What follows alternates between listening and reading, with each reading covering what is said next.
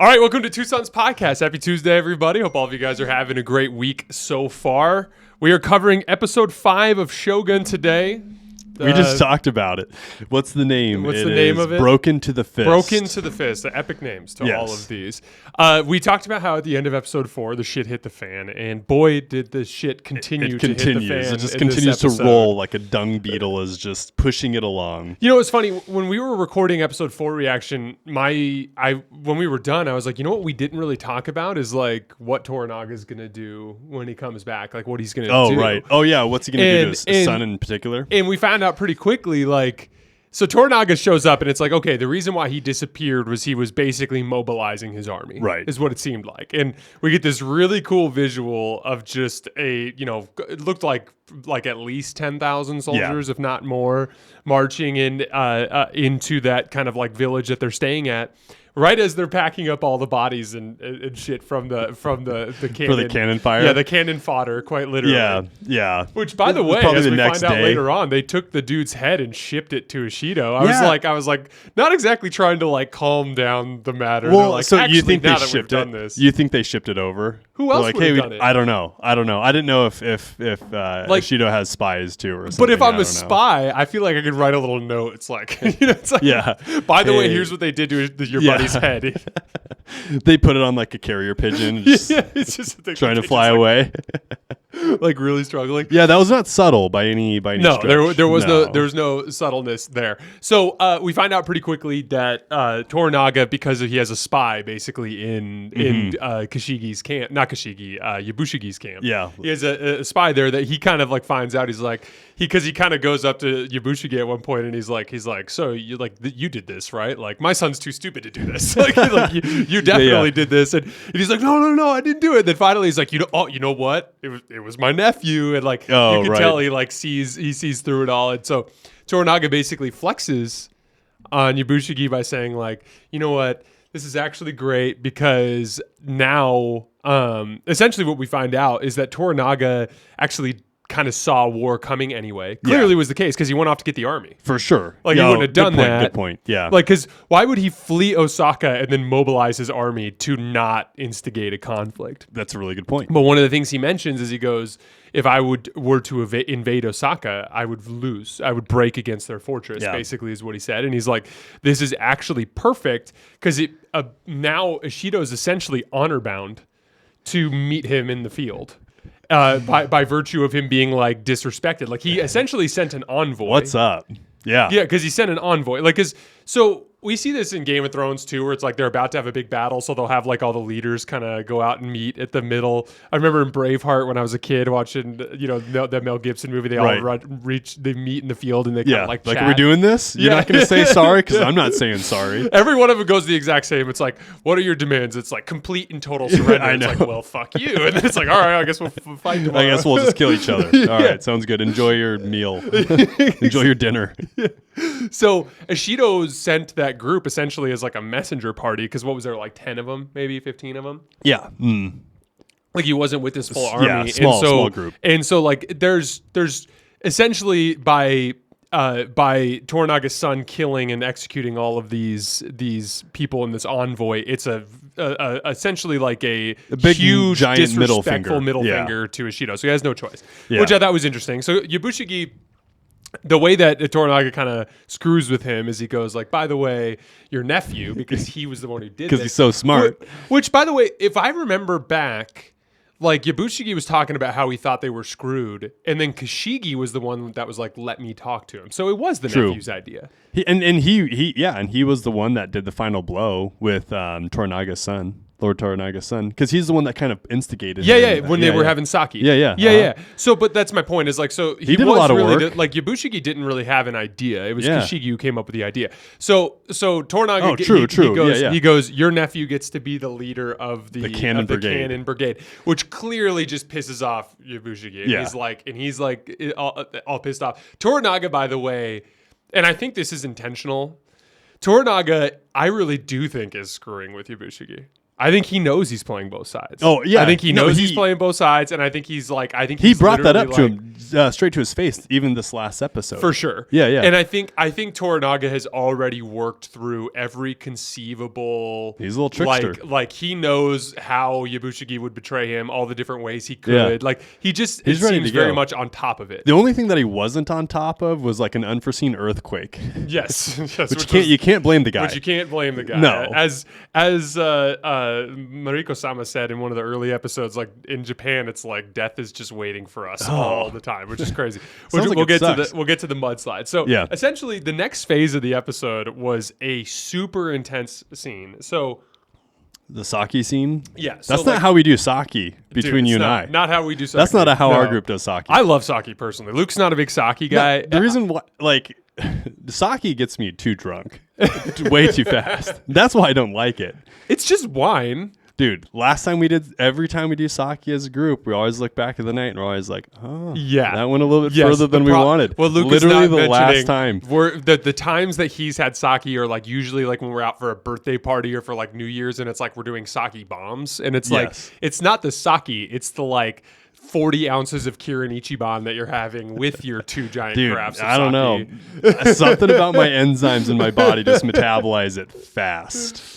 So, yeah, I didn't drink sake at all growing up. And then when I met Carly, my wife, her family was big into sushi. And I'd never even had sushi before. But, like, Donnie would always just get my father-in-law would always just get a carafe of sake at dinner. And we'd do some shots of sake. Yeah. And I've always enjoyed it. It's like, because here's the thing. Like most old, washed 30-year-olds, I fucking hate doing shots. Like, I can't stand it. If it were up to me, I'd never do one again. But there is something cool about, like, the toast and the quick drink, and you move on. No, it's fun. And sake kind of accomplishes that at a third of the alcohol concentration. Dude, but then I don't like warm alcohol. Is that a hot take? I feel like I like sake hot. I had a lot of cold sake when I was in Japan, like a bunch of different kinds, and I had like an unfiltered cold sake in Japan that literally was like if someone made like a Quaker oatmeal bag but put like twice as much water in there as they were supposed to. Like that was the consistency of this fucking sake. Was it like kind of like really opaque? Yeah. I can envision how gnarly that would look. It was pretty intense. Mm-hmm. But anyway, so there's this. So we get this scene. So as an important kind of like foundation to the scene, we kind of transition to the John Blackthorne at his house, right? Mm-hmm. But we get when Toranaga rolls back into town, he rolls back into town with the one and only Buntaro. And for the record, Buntaro, when he ran off, he disappeared into the town. He did. We didn't see him. He just kind of went through a doorway. Down. You know, this dude is clearly like.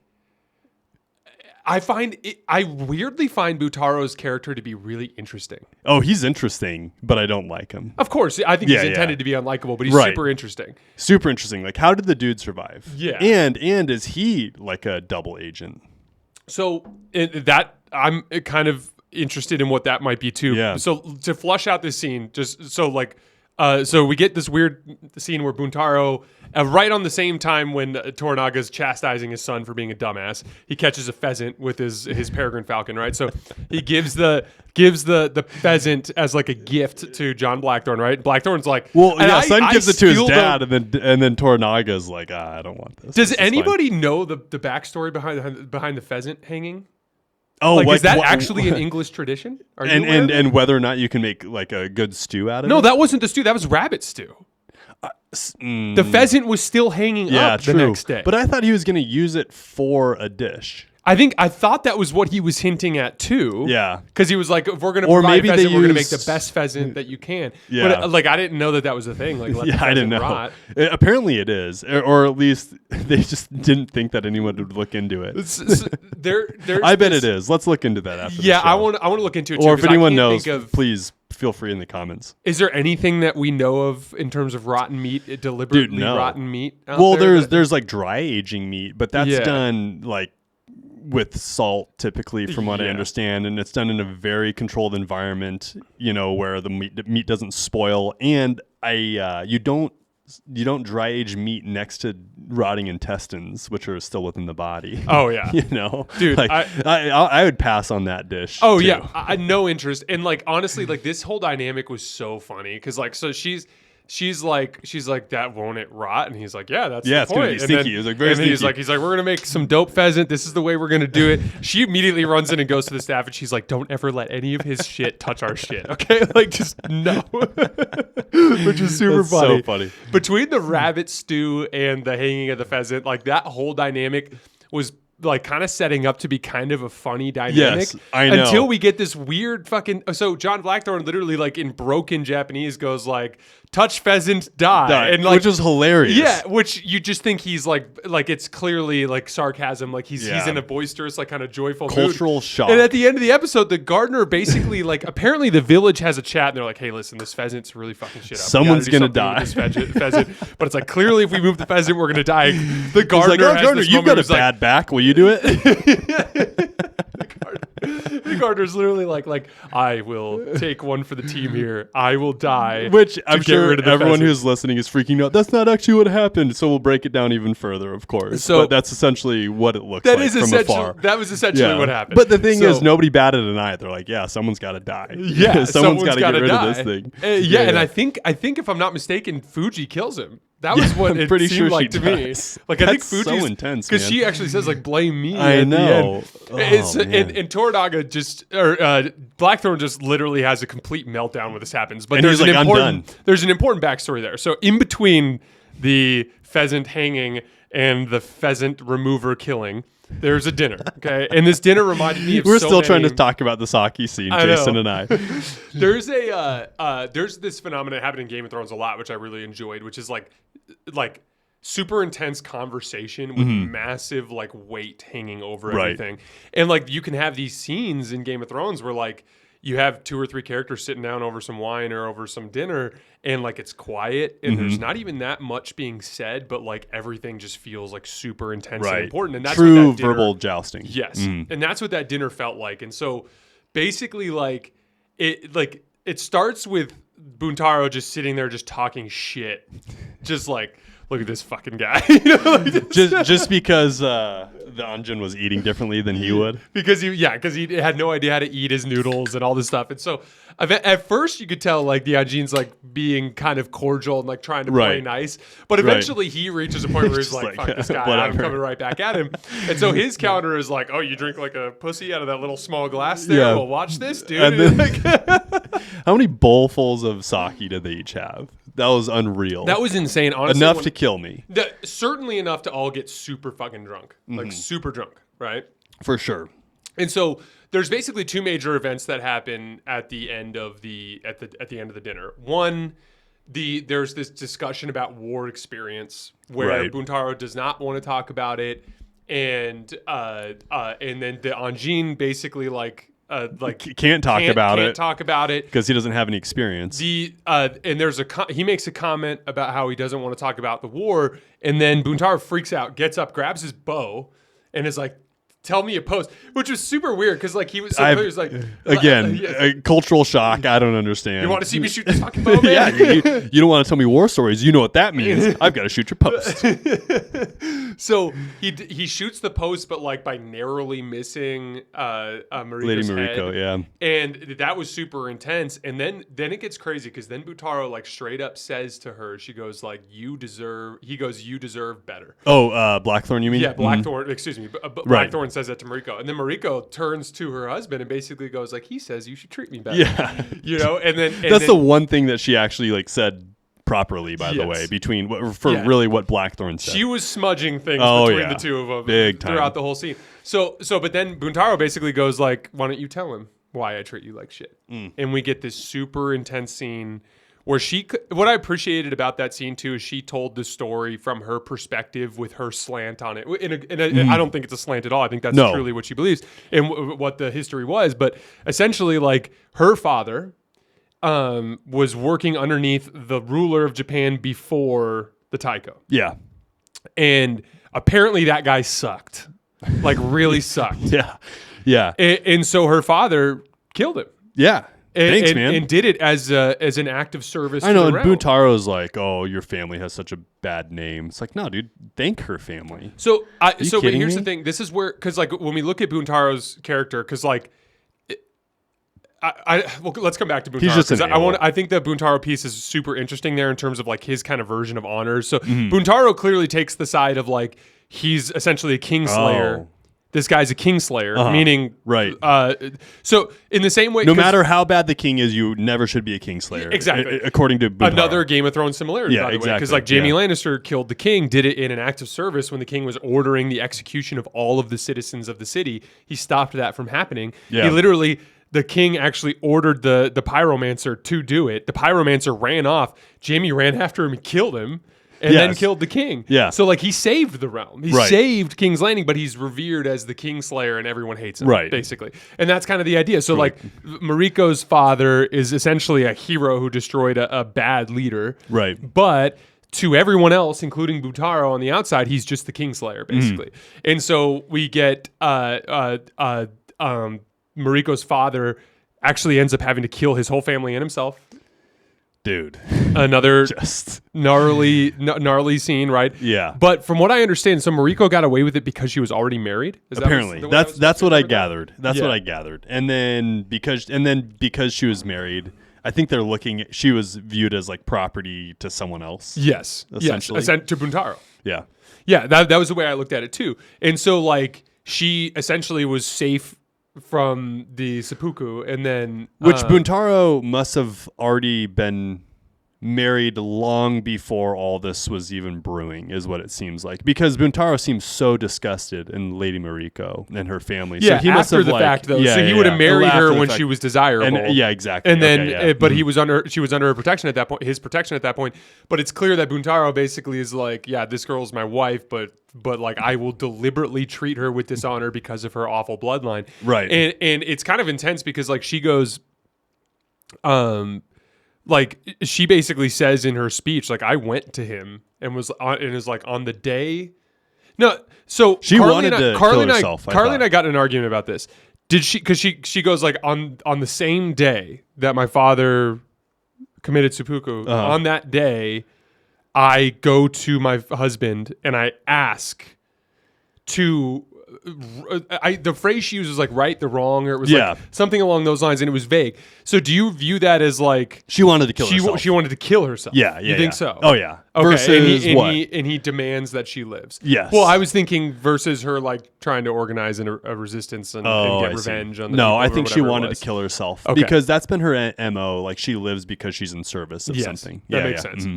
So that's basically how that ends. They all end up going to bed at that point, and then in the middle of the night, Buntaro kicks her ass. Yeah, and dude, Blackthorn has a meltdown, and we get this super intense scene where he runs out on him with one of his little like hand pistols. And when he runs out on him, like Buntaro turns around, and we get this moment. I thought for sure there was going to be a fight. Couple reasons why. One, took his sandals off. Yes. Two, if you remember, he said at dinner when they got in the argument about the cannon, he was like, oh, our cannon can do this, this, and this. And then literally Buntaro was like, my bow and arrow is more accurate at a longer range. And literally Mariko basically said to John Blackthorn, like, the samurai, he believes that the true samurai will beat the weapon every single day, basically. And so I thought that was going to lead to that showdown. I did too. Or I thought that Buntaro was going to kill himself for like dishonoring Blackthorn's household. That's where you thought it was going? Yeah. So I either thought there was going to be a huge showdown or that he was going to kill himself. Of course, neither one of those happened. It was just kind of just fizzled out, and then they just walked away. He bows down, and he basically goes like, "I dishonored your home. I'm so sorry. Please forgive me." But then as Blackthorn's leaving, Buntaro has this nasty look. Like he still hates Blackthorn. Oh, of course. Yeah. And obviously that's this brew that they're making right now in Shogun. Like so they're creating this conflict right now as a side conflict, and it's going to be super interesting to see how it plays out. I was going to say something. I can't remember what it was. Oh, the sake scene. I thought there was like a 30% chance that Buntaro and Blackthorn are just going to become homies over sake. You know what's so funny? I thought they were about to just like become expecting bros. them to become homies too. I was getting the same vibe. I was literally looking over at Carly. These dudes are about to going to be friends now. Yeah, they're like best friends. Yeah. I thought that too.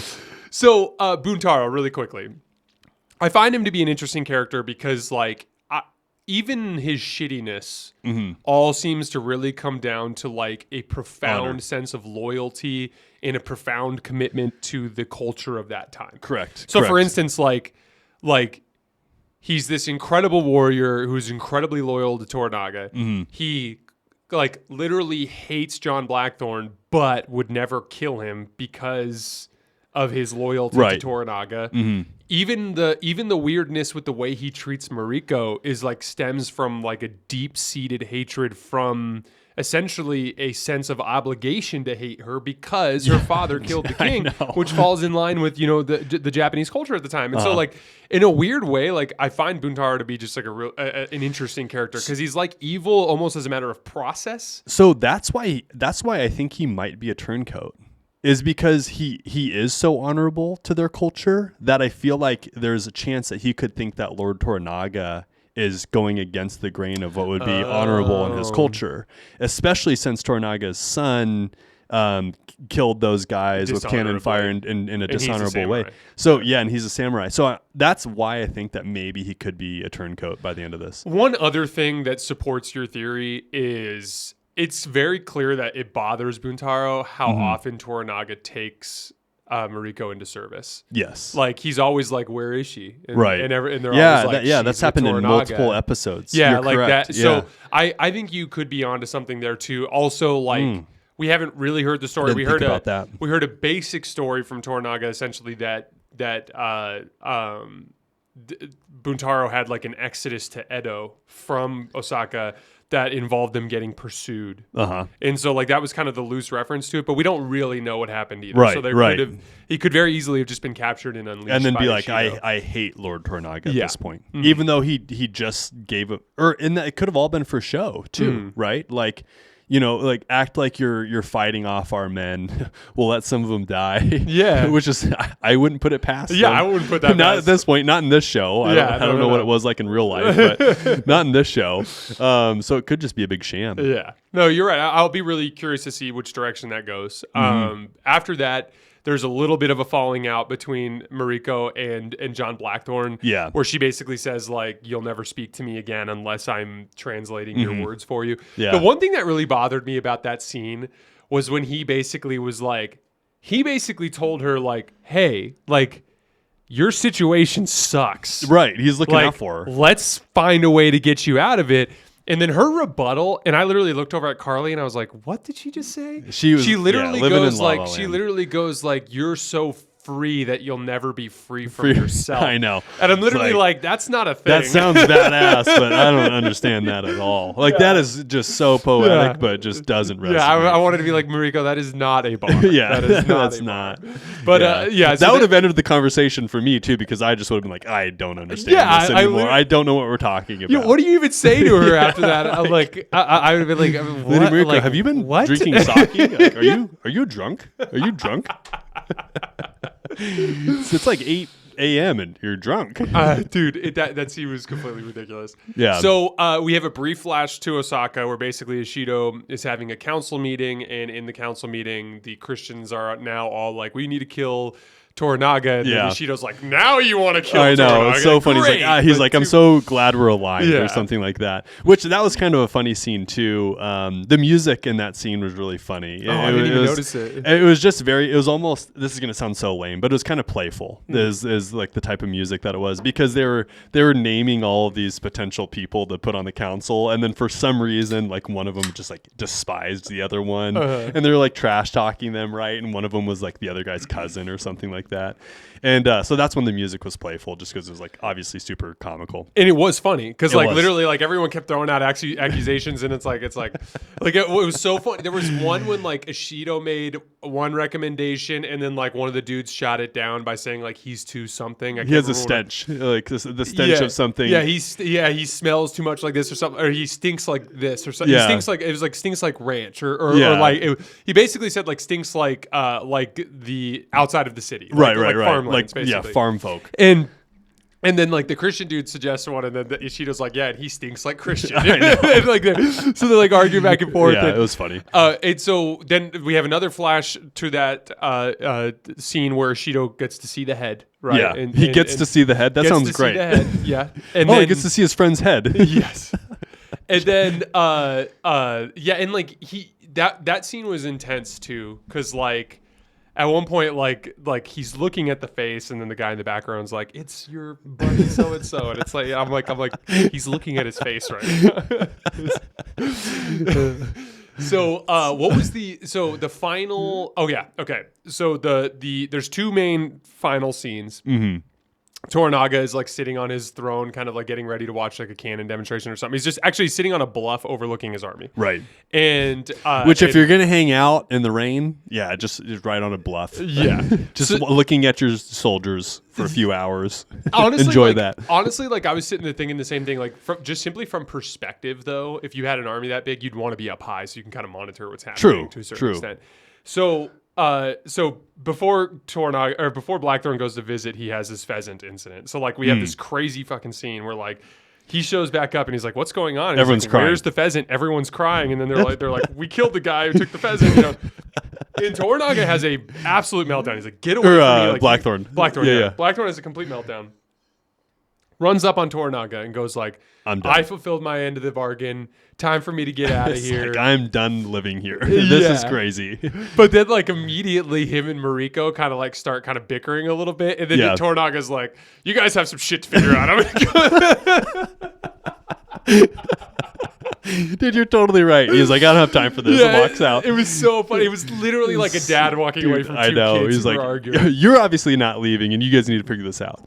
That was so funny. And then the mudslide. And then the mudslide. Earthquake leading into a mudslide. Earthquake leads into a mudslide. Obviously, for those of you guys who don't know, Japan sits firmly on the Ring of Fire, and so they have tons and tons of volcanic activity all over the island. Constantly earthquakes, different forms of volcanic eruptions, and there's a massive mudslide, right? Mm-hmm. And essentially, Blackthorn ends up kind of sort of saving Toranaga's life. Right. There's this funny scene. So earlier on in the episode, we find out like about like the difference in like perception versus reality about Lady Fuji's swords. Uh-huh. So like essentially the true like story of the swords. Fuji's thinks her father's swords are like sacred, but like Mariko knows like actually he died a coward, and like these are actually just random swords, and there's no. Oh, they were random swords. I thought I was under the impression, I could be totally wrong, because like literally Graham was like crawling around and like trying to launch himself off the couch at this point. But anyways, I gathered that he essentially like gave them up for something like dishonorable, like alcohol or something. He was like a drunk or something like that. And then they were bought back with like a few bags of rice or something. Yeah, like so that. they were. That was what confused me. Was like he died scared, begging for his life, and then they had to like go get swords. Yeah. So like you're right. It could either be he died and lost his swords, and so they had to buy swords, or two, literally you're right. Like he did something wrong and had to forfeit his swords. Right. And then he faced the death penalty.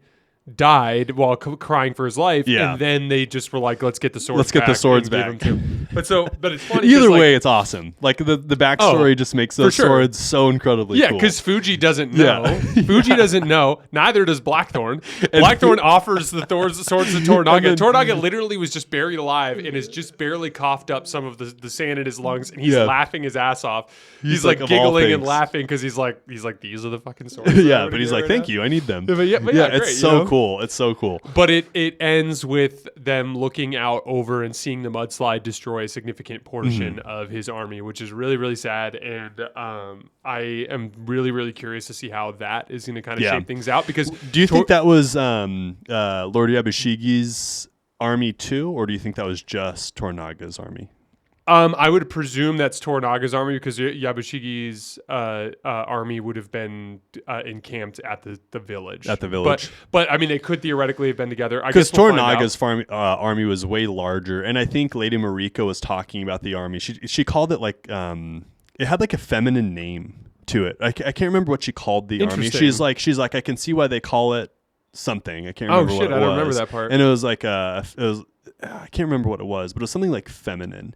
And that's when they were referring to Lord Toranaga's army. So I think you're right. I don't think Yabushige's forces were there. Okay, I'll have to check that part out again. But yeah, that would be interesting from the perspective of the balance of power. But it certainly throws a wrench in Ishido's plan Toranaga's plan, because Toranaga was like, we're going to entrench ourselves here and have success by them breaking against our lines. And now his lines have taken a significant shot. And then the final scene of the episode was this really weird part where Lady Ochiba, who's the heir's mother, she rolls up on the council and basically just goes like, complete weirdo. And the scene ends really quickly, and she's just like, basically she just goes, I'm in charge now. Yeah, just like, and then that's like the end of the scene. Really creepy. Like, they're like, hey, get a creepy chick, and she's like, I can do it. Watch this. Yeah, and she was leaning into the creepiness on that line. But we don't get to see what the rest of the council says. But I kind of want to just want to see Ishido go like, okay, like why? Wrongo. Wrongo. No, and then we can't forget to talk about the actual trickery of Toranaga and the spy. Like what actually happened. Because that's my favorite part of the show, right? So essentially what happens is they essentially used the situation of the rotting pheasant as an excuse to kill somebody who wasn't the actual spy, right? And that's just like, it was so cool how it was done. That gardener, man. The gardener is just died for a good cause. I know. To get rid of the pheasant and to save the spy. And what's cool is how many people do you think are actually in on that? The gardener obviously was. The people in that house probably. Do you? I don't think the Blackthorn's consort knew. You don't think Fuji knew? No, I don't about think Fuji the spy knew. thing. No, I think she literally thought that she was killing that guy because he moved the pheasant. Like I legitimately believe that to be the case. That'll be interesting if that ends up being something that down the line comes back up. If like Fuji ends up accidentally talking about the pheasant, and then that getting Yabushiki to be like, wait, hold on, so we didn't kill the spy. Yeah, no, I literally think that like pretty much Toranaga, the actual spy knew, and I think the gardener knew, and I'd like to think that almost nobody else actually knew. Yeah, I don't even think Lady Marika knows.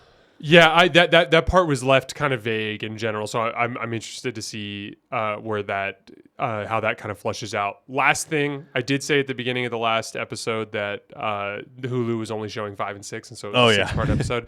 It is a 10-part episode. They're just not showing all, or 10 episode season, so they're not showing them all. But we are only halfway done, so we've got 5 some more to go. weeks of Shogun to get to. All right, guys, that's all we have for today. As always, I sincerely appreciate you guys for supporting the show. Don't forget to subscribe, and we'll see you guys next week. Thanks a lot.